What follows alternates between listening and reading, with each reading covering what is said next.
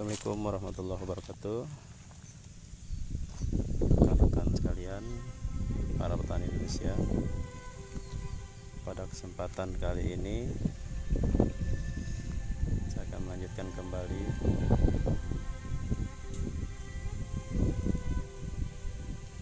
tentang kelanjutan daripada kegiatan bercocok tanam dalam hal ini proses penanaman jagung. Jadi ini jagung di sawah saya ini sudah berusia 3 minggu, dan ini terdapat ada ada banyak, walaupun tidak seluruhnya, tumbuh kurma rumput berdaun lebar. Jadi agenda hari ini kita akan melakukan penyiangan terhadap gulma-gulma ini. Jadi ada beberapa petani yang memilih untuk tidak melakukan penyiangan, tetapi langsung menggunakan bahan kimia herbisida yang sifatnya selektif untuk membasmi gulma-gulma yang tumbuh.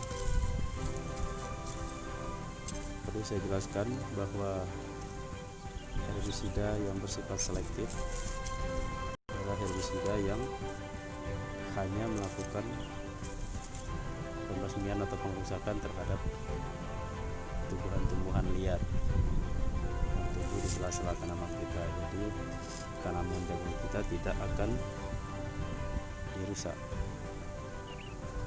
tidak akan terkena dampak daripada bahan kimia, zat kimia herbisida selektif tersebut.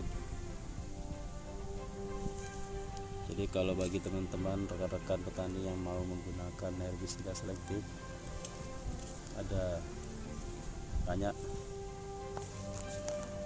pilihannya. Yang sering saya lihat di sini, kebanyakan para petani menggunakan herbisida yang namanya Kalaris untuk membasmi gulma, terutama gulma-gulma yang berdaun lebar seperti ini ya, rekan-rekan sekalian. Jadi sekarang kita mencoba untuk melakukan pembersihan lahan secara manual menggunakan sabit. Jadi caranya simple, tinggal dipotong saja akarnya seperti ini.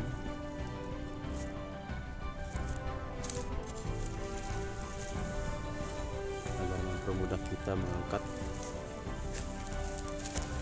semua yang sudah kita potong akar.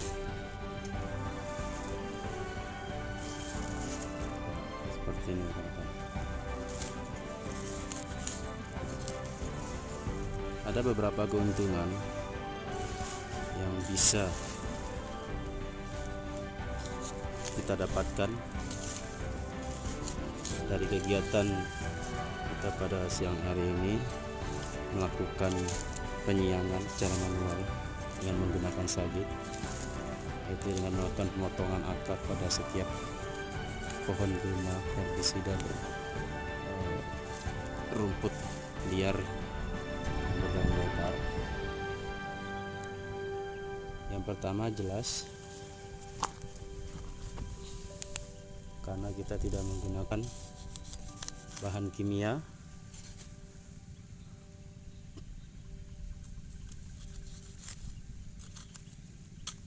jadi boleh dibilang menghemat biaya, artinya tidak kita lakukan pembelian terhadap bahan kimia tersebut.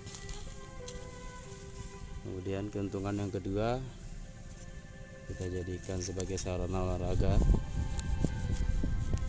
kegiatan penyiangan pada siang hari ini, karena yang namanya kita di bawah terik matahari jelas menguras keringat. bagian dari proses pembakaran lemak tuh rekan-rekan sekalian. Kemudian keuntungan selanjutnya, dengan kita tidak menggunakan bahan kimia secara berlebihan untuk membasmi gulma, itu secara tidak langsung kita sudah ikut ambil bagian dalam menjaga ekosistem yang ada di persawahan kita. Jadi bukan berarti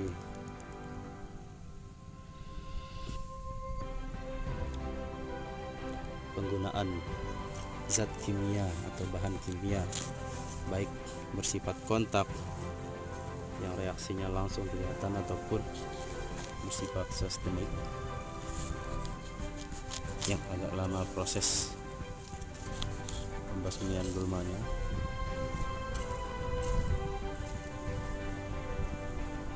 secara tidak langsung kita sudah menjaga keberlangsungan tumbuhan yang ada di sini. Artinya kandungan yang ada di dalam tanah tidak dirusak oleh bahan kimia yang kita gunakan.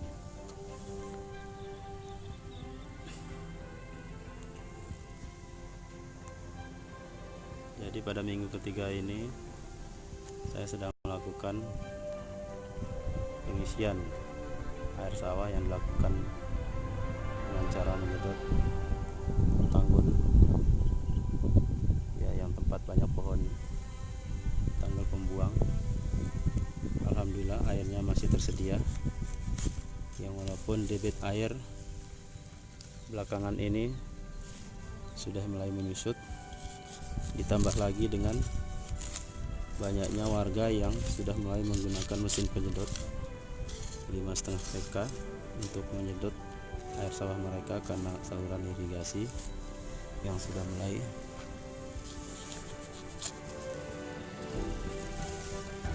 tersendat, sudah mulai berkurang menyusut debit air. Diperparah juga dengan sudah mulai jarangnya hujan turun, sehingga memaksa para petani untuk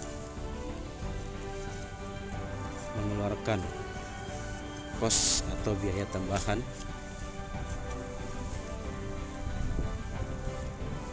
dalam rangka membeli mesin air yang bisa digunakan untuk melakukan penyedotan terhadap air tanggul yang dimasukkan ke dalam sawah mereka masing-masing untuk mempertahankan dan menjaga keberlangsungan hidup daripada tumbuhan yang ditangani pada musim kemarau tahun ini. Kebanyakan warga menanam jagung daripada menanam padi, dengan pertimbangan bahwa debit air sudah mulai berkurang, curah hujan sudah mulai berkurang.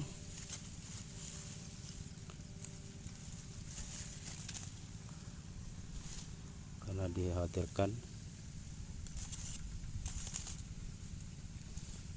kebutuhan akan air terhadap tanaman-tanaman mereka tidak terpenuhi, tidak tercover.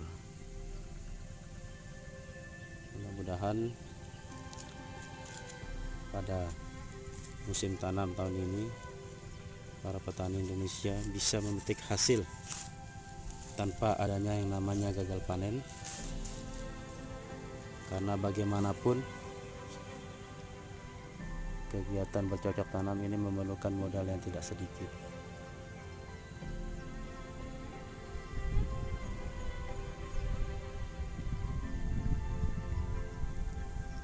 Bahkan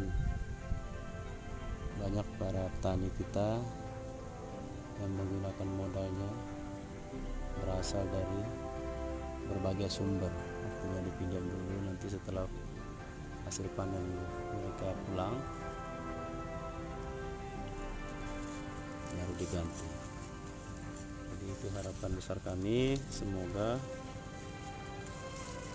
petani Indonesia maju, tidak ada gagal panen untuk selanjutnya, dan semoga hasil panen mereka pada kali ini membaik, tanaman mereka membaik dan hasil panennya lebih meningkat dari musim-musim sebelumnya.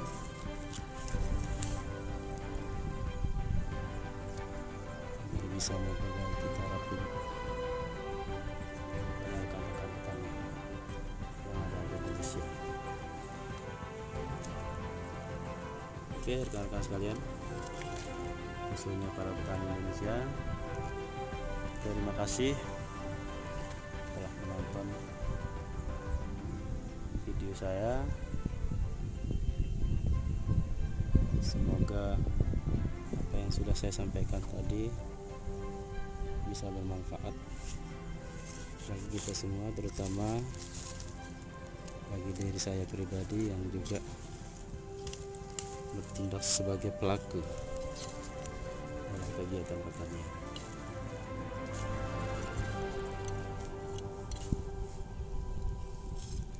Terima kasih saya ucapkan. Mohon maaf apabila ada kata-kata yang kurang berkenan. Jangan lupa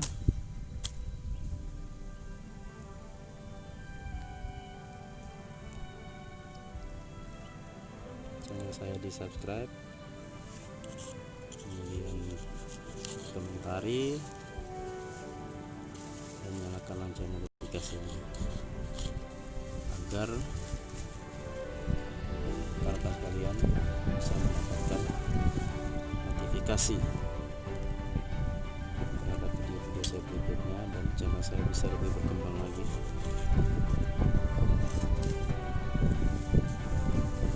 Untuk berkarya bagi informasi rekan-rekan semuanya. Terima kasih. Assalamualaikum warahmatullahi wabarakatuh.